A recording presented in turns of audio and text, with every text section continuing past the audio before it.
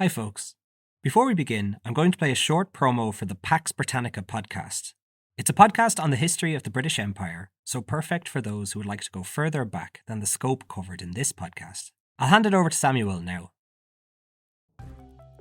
On a cold January afternoon in 1649, Charles I, King of England, Ireland and Scotland, was executed by his own subjects.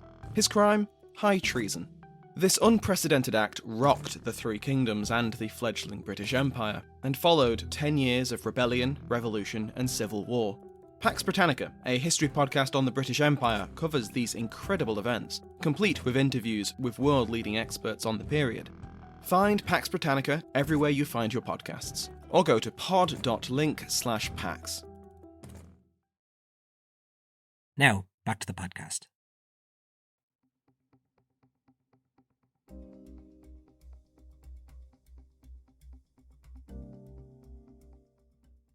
July 1st, 1972. While serving a life sentence for murder, Gusty Spence was granted 6 hours leave from prison to attend the wedding of his daughter. Spence was one of the founding members of the Ulster Volunteer Force, and he had a loyal and devout following, and in some ways he was the folk hero of loyalism. While outside of prison, Spence attended the wedding, but shortly after he disappeared.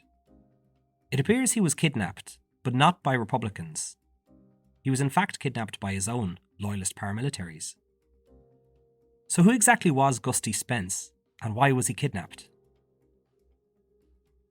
This is the Troubles Podcast, a podcast which explores the violence and bloodshed that occurred in Northern Ireland, the Republic of Ireland, and Great Britain, as multiple sides and organisations waged a bloody conflict over the status of Northern Ireland. Augustus Andrew Spence was born on June 28, 1933, on the Shankill Road in West Belfast. His father, William Edward Spence, was from Whitehaven, England, but moved over to Belfast at a young age. William was a member of the Ulster Volunteers, who were mentioned earlier in this season in the episode about Edward Carson. The Ulster Volunteers were a loyalist militia established in 1912, with the aim of preventing self-governance for Ireland. They wanted Ireland to remain a part of the Union with Great Britain. Their efforts were largely interrupted by the outbreak of World War I, and William was one of many who went off to fight for Britain in the war. He returned and married Isabella Hayes in 1919, with the pair having 7 children. I'll be talking about Gusty in this episode, who was the 6th of 7. Gusty Spence joined the Orange Order, becoming a junior Orange man at the age of 8. I touch on the Orange Order frequently. They are a conservative British Unionist Ulster Loyalist group named after William of Orange, who was the King of England, beginning his reign in 1689. He was Dutch, and orange is the official colour of the monarchy of the Netherlands. King Billy, as he was known by many Protestants, defeated King James in the Second Battle of the Boyne in 1690, and Protestants believe that this secured the Protestant ascendancy in Ireland. The Orange Order claims to be strictly political, and publicly they have condemned paramilitary violence. But that being said, paramilitary flags were flown at their marches, and a number of prominent loyalist paramilitaries were all members of the order. Anyway, back to Gusty. As a child, Gusty was an excellent student, but his family didn't have much money, and as a result he began working in the mills at a young age. Spence describes the mills as, quote, wet, noisy, greasy. They were filthy, and the conditions were absolutely abominable. It was very difficult work, and Spence hated working there. At the age of 16, he left the mills and began working in construction, before moving on to work at the Belfast shipyards. After a few years, work in the shipyard was sparse, so Spence joined the British Army at the age of 25. He served in Cyprus as a military policeman. When he came back to Belfast, he joined the Prince Albert Temperance Loyal Orange Lodge, and this became the epicentre of his social life. It was around this time, 1965, when tensions that had been heating up for years were finally starting to bubble over in Northern Ireland. Gusty was a smart unionist with a military career, and it wasn't long before he was recruited into the loyalist paramilitary group, the Ulster Volunteer Force. He claims that he was approached by 2 men, one of which was a unionist MP, and asked to lead the Shankill branch of the UVF. The first attack generally attributed to the UVF was a petrol bomb attack on a Catholic-owned pub on May 7, 1966. The fire spread to an elderly Protestant woman's home, and she was injured in the blaze, eventually passing away from her injuries. A few weeks after the initial petrol bomb attack, the UVF issued a statement announcing themselves to the world, which read, quote, "From this day, we declare war against the Irish Republican Army and its splinter groups. Known IRA men will be executed mercilessly and without hesitation. Less extreme measures will be taken against anyone sheltering or helping them, but if they persist in giving them aid, then more extreme methods will be adopted. We solemnly warn the authorities to make no more speeches of appeasement. We are heavily armed Protestants dedicated to this cause." On May 27, 1966, Spence ordered the killing of IRA member Leo Martin. He dispatched a team to try and find him, but after driving around and failing, they drove up to the predominantly Catholic Falls area of Belfast and shot civilian John Scullion dead as he was walking home. They later claimed that they mistook him for a member of the IRA. Scullion would widely be considered as having the unfortunate title of being the first targeted victim of the Troubles. In later years, Gusty said of the mentality of the time, "The attitude was that if you couldn't get an IRA man, you should shoot a Taig. He's your last resort." Spence was charged for this murder, but the charges were later dropped. The next attack that Spence was involved in occurred 1 month later, on June 25, 1966. It was late in the evening when 3 Catholic barmen who worked at the Old International Hotel in Belfast finished their shifts and went for a drink in a pub near the Shankill Road. As the 3 men were leaving the pub via the side door, they were greeted by UVF gunmen who'd been waiting outside for them. As a result of this attack, one of the barmen, 18-year-old Peter Ward, died. On October 14th, Spence and 2 others were convicted for this attack and sentenced to serve 20 years each for their role. Spence continued to maintain his innocence in this attack. He went away to serve his time in Crumlin Road Jail, and to many loyalists on the outside, he had just become a martyr for his beliefs, who argued that there was no case against him, and he didn't deserve to go to prison for this attack. They believed he was sentenced for a political reason, and that he was an innocent man going away to serve 20 years for the cause of unionism. He was reared round here and he's one of us. And he was condemned for something that they never proved he did. This cemented Gusty Spence in the annals of Loyalist history, and he became a folk hero to the people of the Shankill Road. Here's Spence's brother talking when asked why Gusty was such a hero to the people of Shankill. I'm the brother of Gusty Spence. He's a bit of a menace when he's a wee fella, that type of thing, but of course he's a popular man. He makes friends very easily, very quickly. Spence's daughters remember what it was like visiting their father in prison. It was a small room with a table in the centre, with Gusty sitting on one side, a prison officer sitting at the end, and the children sitting at the other end of the table. They were only allowed to talk about certain things that were approved by the prison officer, and they also weren't allowed to have any physical contact with their father. Like Republican prisoners that I've talked about in earlier episodes, Spence saw himself as a political prisoner and not a regular criminal. And as a result, he refused to take part in mandatory prison work. Eventually, a deal was struck where he sat in the tailor's shop of the prison without formally working.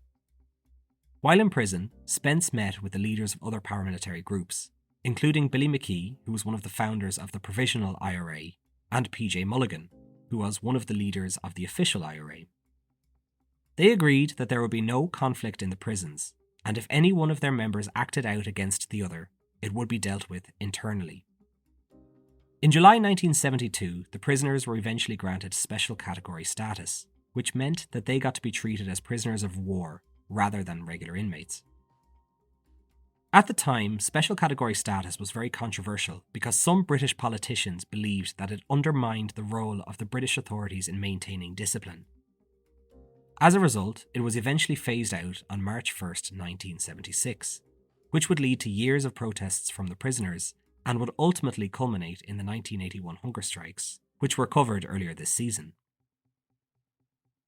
One of the most bizarre things to happen to Gusty while he was in prison was his abrupt disappearance, which happened 6 years into his sentence.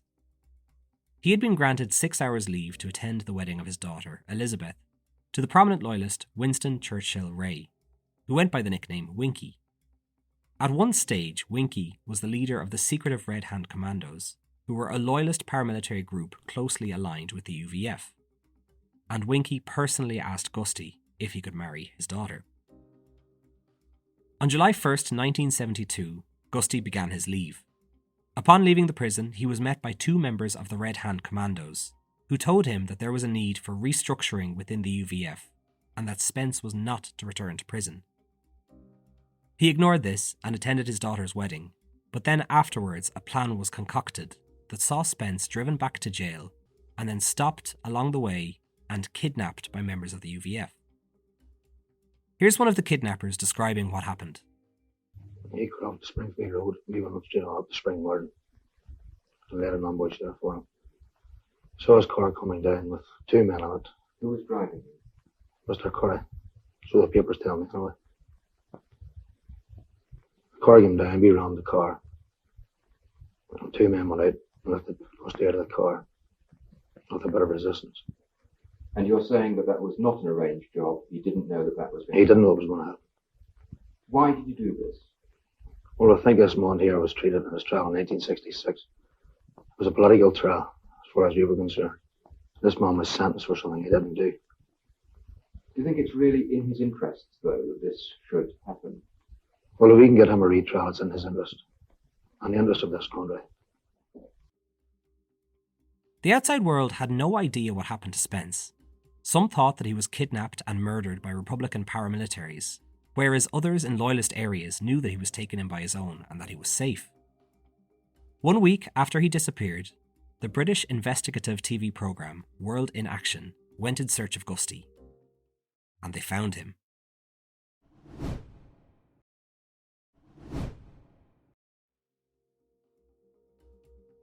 Members of the UVF blindfolded the camera crew and drove them to a secret location where Spence appeared, surrounded by men in balaclavas as well as 1 man with a gun.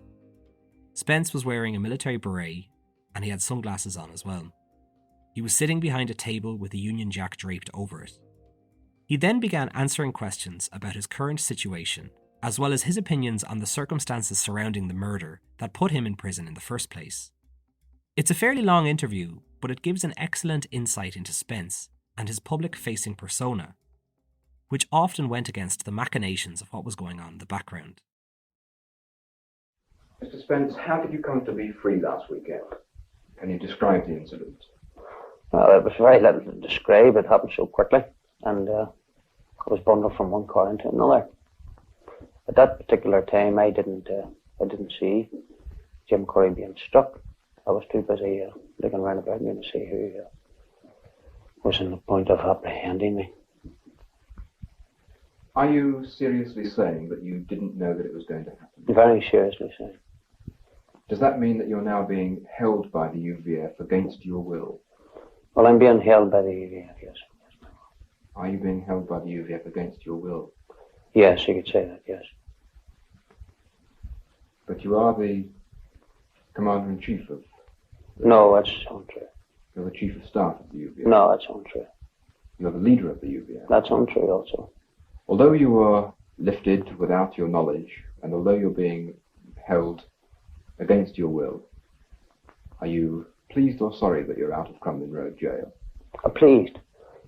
Freedom is God's greatest gift to man, and anyone that would say that he's not pleased to be out of captivity. So your claim is that you're completely innocent and that you were the victim of a political conspiracy? It is a claim and it is a fact. One of the men convicted with you, Hugh McLean, made a statement to the police which was used in evidence in court. Yes. According to that statement, you and other UVF members had a big drinking session that night and at various pubs ending up in the Malvern Arms. And into the Malvern Arms that night walked 4 men with southern accents, including an 18-year-old boy, Peter Ward.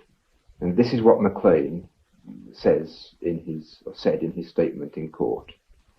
He said, quote, "Spence did most of the talking. The conversation came up about the religion of these fellows. Spence went up to the bar beside the four lads to buy a drink.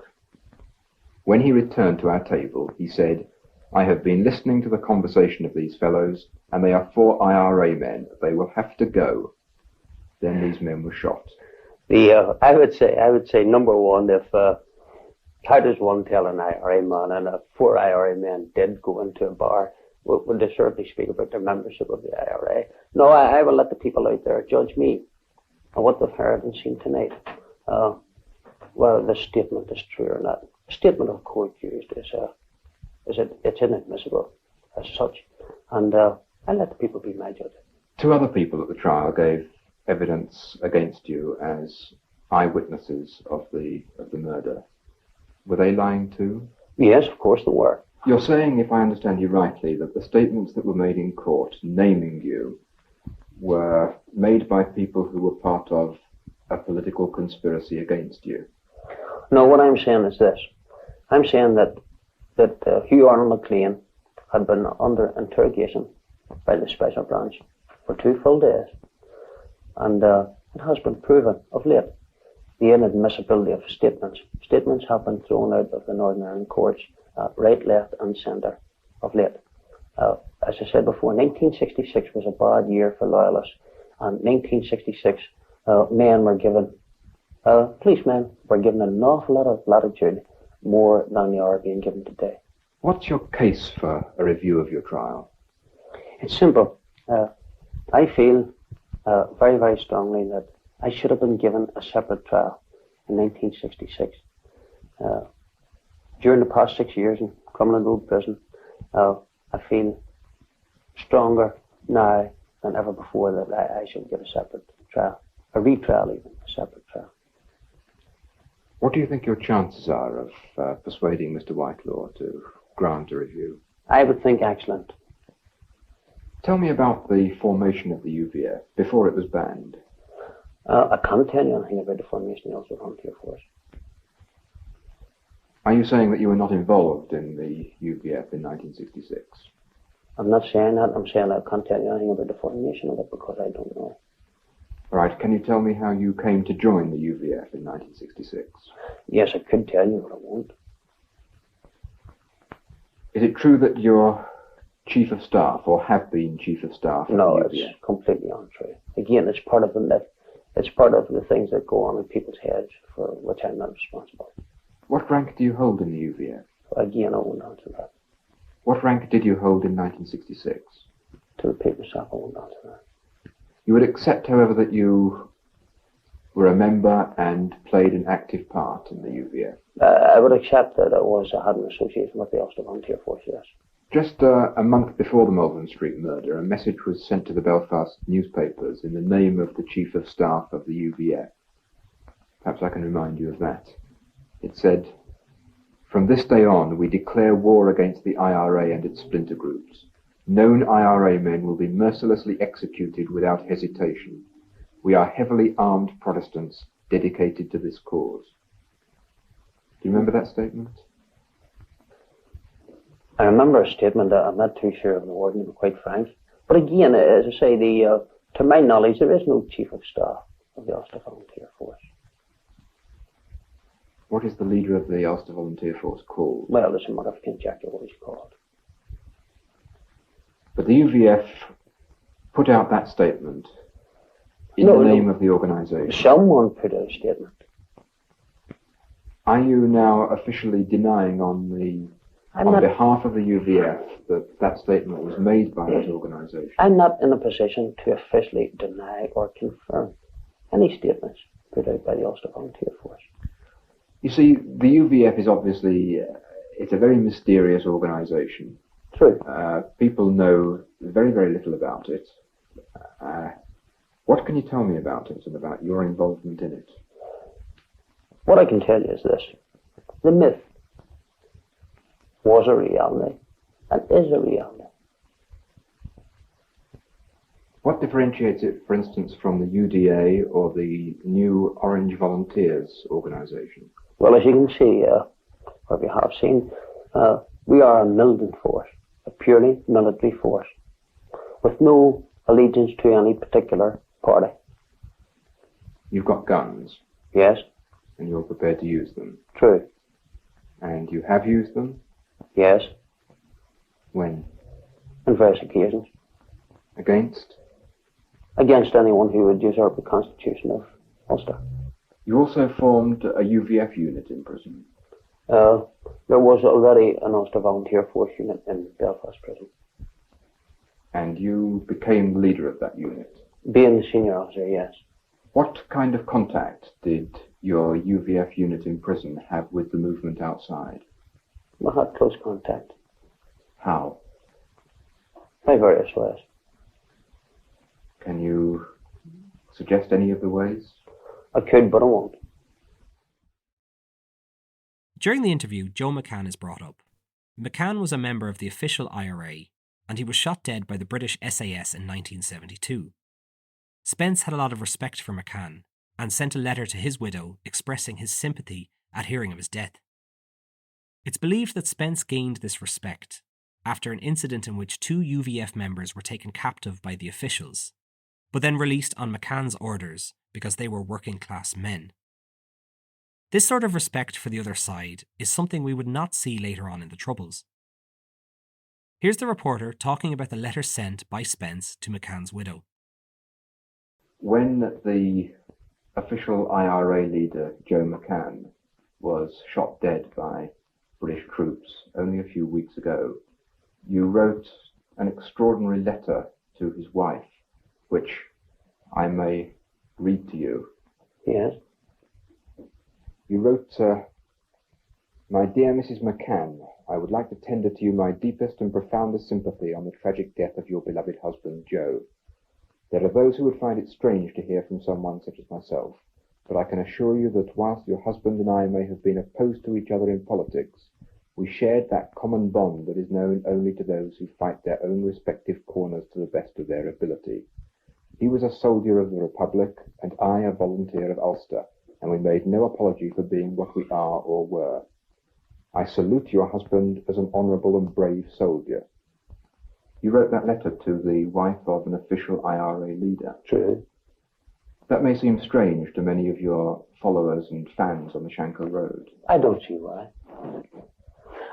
General Erwin Rommel was an honourable soldier, and Field Marshal Montgomery paid him respect. One should not misconstrue the letter. It continues there, where Joe McCann spared the lives of 2 men.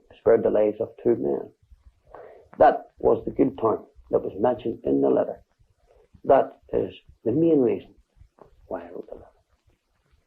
You refer to the common bond that is known only to those who fight their own respective corners to the Yes, best of of their course. ability. What do you mean by this There's common a common bond? bond. There's a common bond amongst all soldiers, all honourable soldiers throughout the world, as has been proved since time immemorial. Whenever a flag of truce is hoisted, an honourable man never fires on a flag of truce. It's respected. If we have to fight a war, I say that the war should be fought honourably and to the best of one's ability, but honourably.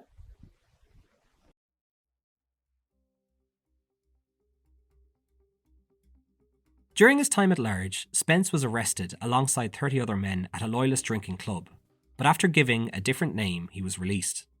But eventually, after 4 months on the run, a member of the SAS parachute regiment identified Spence by the tattoos on his hand, and he was rearrested and returned to prison to serve out the remainder of his sentence. In the 4 months that Spence was outside of prison, he drew from his experience in the army, and he set about giving a distinct shape to the UVF, structuring it based on Edward Carson's Ulster Volunteers, splitting it up into brigades, battalions, companies, platoons and sections.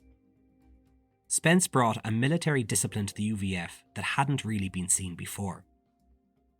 Even considering his past and the reason he was in prison in the first place, Spence was also very opposed to the killing of Catholic civilians, arguing if the UVF was to be considered a military brigade, they could not go around killing random innocent civilians. Random killing is to be deplored at any time. And I would say that anyone that would do engage themselves in this sectarianism to cease it. Spence also helped to rearm the UVF, with many arms taken from the security forces, either through theft or collusion. While in prison, Gusty was very well respected, though he was somewhat critical of the UVF on the outside, particularly after the McGurk's Bar bombing, which killed 15 Catholic civilians. In prison, he had a lot of time to reflect on his situation, and he decided he wanted to learn about what led him to be serving this life sentence, and how he got drawn into paramilitary activity. To paraphrase Spence himself, he began reading the autobiography My Fight for Irish Freedom by Dan Breen, which is a story of the man who fired the first shot in the War of Independence in 1919. Over the next few years, he continued to read and gain a larger understanding of the historical context that led to the violence that had been taking place in the mid-60s. In the early years of his sentence, Spence was the commanding officer of all of the loyalists in prison, both UVF and UDA members. Twice a year, he would allow his members to make poitín, which was a form of alcohol that could be made in the cells. Spence didn't drink it himself, but he used to dry out the poitín and smoke it in his pipe. He was very strict with the men and had them running military drills and training in weapons use, while also teaching them history and getting them to question why they were in prison. He would have many talks with his fellow prisoners and even brought up the concept of power sharing in Northern Ireland, decades before it would be introduced. He described it as the politics of the goldfish bowl and would encourage debate amongst prisoners, introducing different topics every few days. Some of the men loved him and came into prison as radical paramilitaries, but their views gradually changed as a result of him getting them to question their motivations. One individual whose opinion was changed greatly by Spence was David Irvine, who was in prison on violent charges related to loyalism, but upon release he devoted his entire life to politics. Other prisoners weren't happy with his level of discipline and his gradual shift away from violence. One even described him as, quote, the cunt in the cravat. Spence described his view of the union of Northern Ireland and Great Britain as completely unshakable, but he felt that over the past few centuries there were wrongs which had occurred. He convinced the UVF to call a ceasefire in 1973, but this didn't last long, and they soon resumed their campaign of violence. 1974 was the year in which the Dublin and Monaghan bombings occurred, which killed 34 Irish civilians, the likes of which Spence didn't support at all. According to Spence, after the ceasefire ended, the hard men took over, which I presume means the members of the UVF more committed to violence. On November 11, 1977, Spence publicly resigned from the UVF, though he was to remain closely aligned with them for the rest of his life. Eventually, Gusty Spence was released in 1984 after spending 18 years behind bars. He was released slightly earlier than expected on account of his poor health. Spence recalls the moment he was out in the prison yard exercising when he was told to go and speak with the governor. The governor said to him, quote, "You have 10 minutes to get out. I'm releasing you." Spence asked if he could take half an hour, saying, "What's 20 minutes here and there after 18 and a half years?" He then said his goodbyes to his friends and he joined up with his family who had been visiting him that day, completely unaware that it was the day he was to be released. Upon his release from prison, Spence decided to devote himself completely to a political solution to the Troubles. He joined up with the Progressive Unionist Party, who were a political party which held ties to the UVF, and he continued to campaign for a peaceful solution to the Troubles. Years later, it was Spence himself who read out the declaration of ceasefire from the Combined Loyalist Military Command on June 13, 1994. This statement went on to offer, quote, "abject and true remorse to the loved ones of the innocent victims of the Troubles." Spence would then later issue another statement in 2007, announcing that the UVF and an associated group, the Red Hand Commandos, would cease in their previous form. He went on to be a supporter of the Belfast Agreement, which is also known as the Good Friday Agreement. He was caught up in the C Company feud in the year 2000, which saw Johnny Adair's C Company attempt to clear the UVF out of Shankill Road so that the UDA could take over. Spence couldn't return to his house on Shankill Road until the violence had passed. One source for this episode is an RTÉ podcast episode which interviewed Spence, where he explained that it was important for unionism to advance with the times.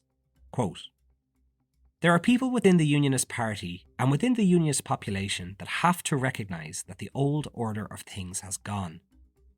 The predominance has gone, the ascendancy has gone. Working class never had it, so it doesn't affect us, you know. It is gone. And it's left for those to enter the real world as we have. I would not concede that of my Britishness, as soon as I would not concede that of my Irishness, because I am British as well as being Irish. That's the peculiarity. People have to know that you don't have to be anti-Irish to be anti-British. You don't have to be anti-British to be Irish." When asked if he was a hero, this is what Spence had to say. On the Shankill, you're regarded as a hero. You're seen as a man who recognised the IRA menace long before the present troubles blew up and took certain actions against that menace. But it seems that those who regard you as a hero and a leader have got it all wrong. You're saying you didn't in fact take the actions attributed to you. What I'm saying is this. I didn't take the actions with which I was charged. I'm not saying that I didn't take any action. Gusty Spence is a myth. The Gusty Spence, the person that sits before you now, is truly a humble and sincere man. Some people would say, misdirected. That's a matter of conjecture. I am sincere in anything that I have ever done. And I shall be sincere in anything that I shall ever do. As far as the hero bit's concerned, it's nonsense.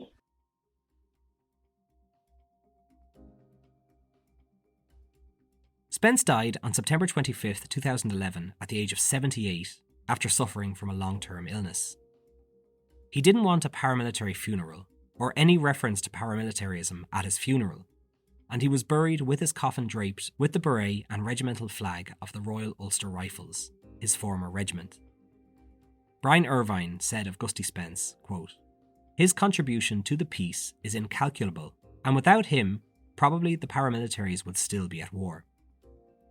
Sinn Féin councillor Jerry Kelly said that Spence, quote, "was central to the sectarianism that gave birth to the modern loyalist paramilitary. However, he did dedicate himself to peace and reconciliation for much of his later life, so he will also be remembered as a major influence in drawing loyalism away from sectarian strife." During research for this episode, I came across a quote explaining what Gusty did for others when it came to talking to paramilitaries about questioning their motivations. Quote, "Gusty unlocked the door, and he did it for many, and whether you walked through it or not was entirely up to you." That's it from me. Thanks, and see you next time.